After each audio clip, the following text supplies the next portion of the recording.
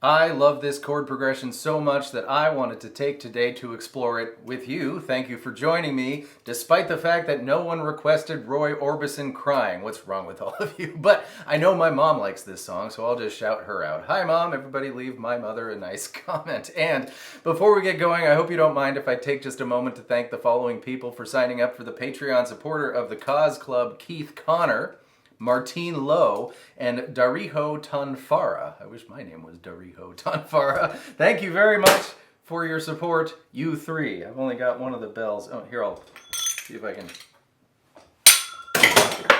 And if you would like to find out what that's all about, the link, of course, is in the description.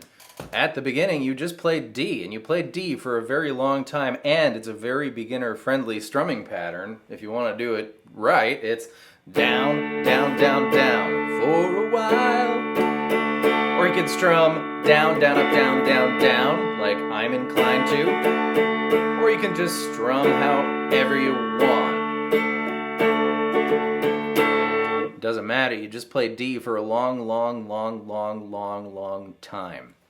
Up until the Saw You Last Night line, to be precise, at which point you play D one more time. And then this excellent chord, it's called D augmented. It's going to be E2 with your pointer finger, B3 with your ring finger, and G3 with your middle finger. Strum 4 strings, it is a D chord. Followed by G, and then G minor, which is 3, 5, 5. So, D, saw you last night, D augmented. G, G minor, then D, and A or A7. Musically interchangeable, I'm going to play A7. Then we're into the chorus. What a melody. It's going to be D. And then F sharp minor, which is the same as G minor, but 1 fret lower. Same thing again, D, F sharp minor, then G, A or A7, again G, and then the A of your choice, and then we do the Saw You Last Night section again with the rising D augmented action. D, D augmented, G minor, then double D, double A, just like before.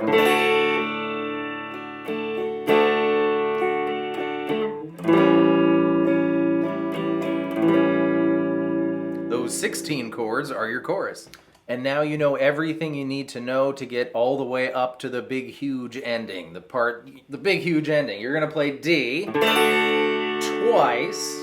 And now truly the third chord is just D, but there's some rising action in the orchestra, etc. So I'm going to add the E string 5th fret to my D chord. This doesn't change the fact that it's a D chord because that's an A note, right? E, F, G, A, and A can be found right there in D. So this is a D without an F sharp. It's a D power chord technically. Only roots and fifths. Anyways, D, D, D special, B minor, G, A or A7, and now quicker, D, G, D, A, D. And that's the end. Cha-cha-cha. But it is not the end of this video, for now is the moment when you-know-who is going to teach you all about augmented chords. Let me tell you, she's a blast at parties, which means, yes, it is time for another long-awaited installment of What's the Lesson Here? Starring Miss Poopadoo.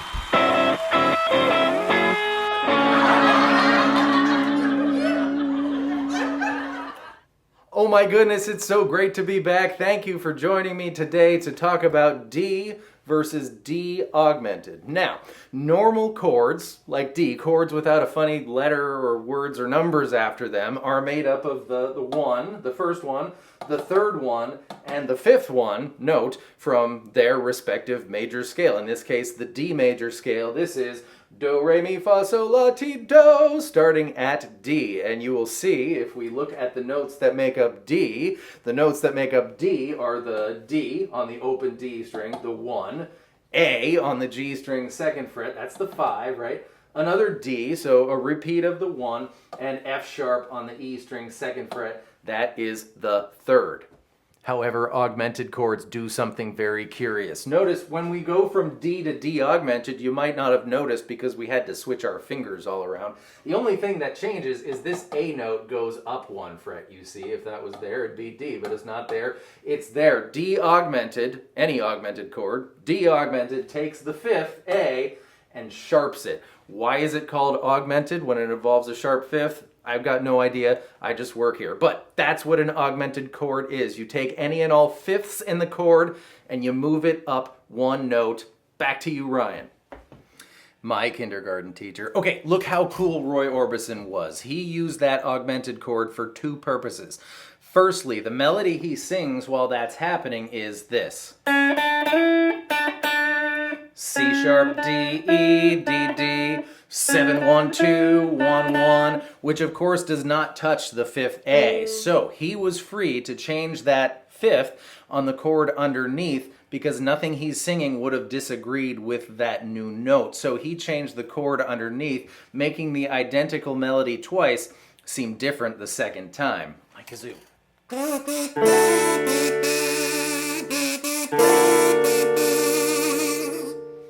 Secondly, and equally cool is, now Roy Orbison, if you watch videos of him playing this song, he didn't play G like this. He played it like the thumb guy bar chord way, or you could just play it the bar chord way, but when you do, you notice that you've got the G string 4th fret. Now that's a B note, and anytime you play G, you've got a B note in there, but if you play it like this and you track the motion of the G string through that progression, you will see that it's 2, 3, 4, back down to 3. That little mini melody that the G string is doing is,